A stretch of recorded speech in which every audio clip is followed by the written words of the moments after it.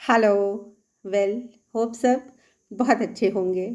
नया साल शुरू हो गया है। आई विश सबकी विशेस पूरी हों। नया साल, बातें वही पुरानी, घटनाएं वही पुरानी जो सालों से चलती आ रही हैं। आज हम बात करेंगे गवर्नमेंट डिग्री कॉलेज धर्मशाला में हुई एक दुर्घटना की, जो किसी हादसे से कम नहीं है। एक हंसता खेलता 19 साल का बच्चा अनटाइमली इस दुनिया से चला गया। बच्चे की वीडियो देखे, बहुत सारे वीडियो देखे, बार बार आ रहे हैं, है ना। हंस रहा है बच्चा, डांस कर रहा है, कलरफुल पेंटिंग्स कर रहा है, full of life, full of Joy.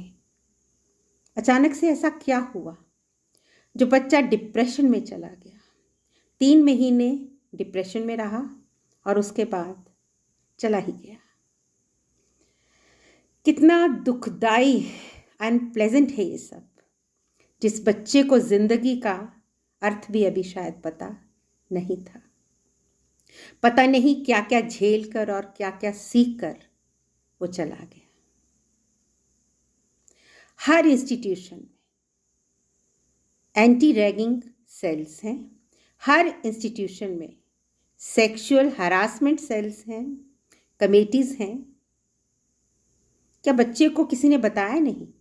क्या जो इन कमेटीज को होल्ड करते हैं, कन्वीनर हैं, मेंबर्स हैं, क्या उनकी रिस्पॉन्सिबिलिटी नहीं बनती कि वो 2-2, 3-3 महीने बाद बच्चों को बताएं कि इंस्टीट्यूशन में इस तरह की कमेटीज हैं, इस तरह के सेल्स हैं।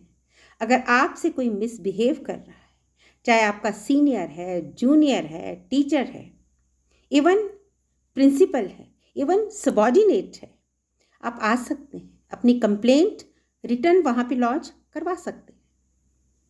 क्या खाली कागज़ ही हैं, क्या फाइलें ही हैं खाली कि सेशन शुरू हुआ, डेट डाल दी कि जी एंटी रैगिंग कमेटी बन गई है, ये मेंबर हैं, ये कन्वीनर है, साइन किया और साल या सेशन जब ख़त्म हुआ तो एक लाइन लिख दी, इस तरह की कोई कंप्लेंट नहीं आई।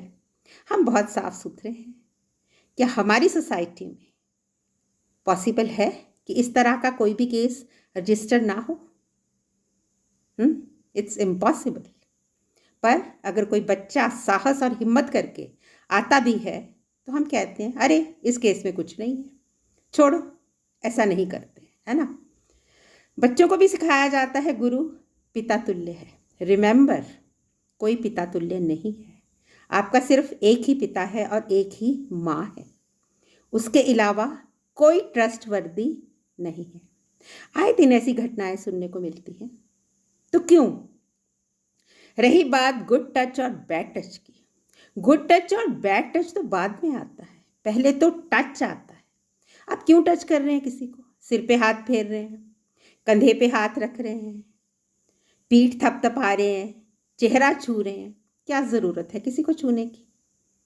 प्यार जताना है, रिस्पेक्ट जतानी है तो आपके फेशियल एक्सप्रेशंस बहुत हैं, आपकी आंखें बहुत हैं, है ना। छू के आप क्या जताना चाहते हैं? चाहे कोई लेडी टीचर है, वो भी किसी बच्चे को ना छूए, ना मेल फीमेल को, ना फीमेल फीमेल को, किसी को छूने की ज़रूरत नहीं है ना। कई बार आपको नहीं अच्छे लगते हैं टच, पर आप कह नहीं पाते कि क्या कहें। कुछ कहेंगे तो उल्टा हमें ही कहा जाएगा। खास करके लड़की और फीमेल्स के लिए तो बहुत दिक्कतें हैं। अगर फीमेल्स ऐसी आवाज़ उठाएं तो फीमेल्स ही हमें कह देती हैं कि अच्छा ऐसे ही, यूं ही कह रही हो, तुम्हारी सोच ठीक नहीं है, शायद तुम ही ठीक नहीं हो।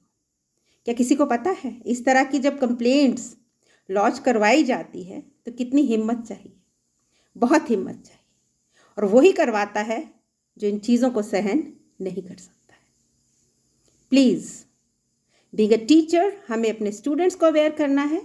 बीइंग अ पेरेंट हमें बच्चों का मोराल बूस्ट करना है कि बच्चे कुछ भी है, मैं तुम्हारे साथ खड़ी हूँ, मैं तुम्हारे साथ हूँ, ताकि बच्चे वक्त रहते हमें बता सकें, हम फाइट कर सकें, है ना।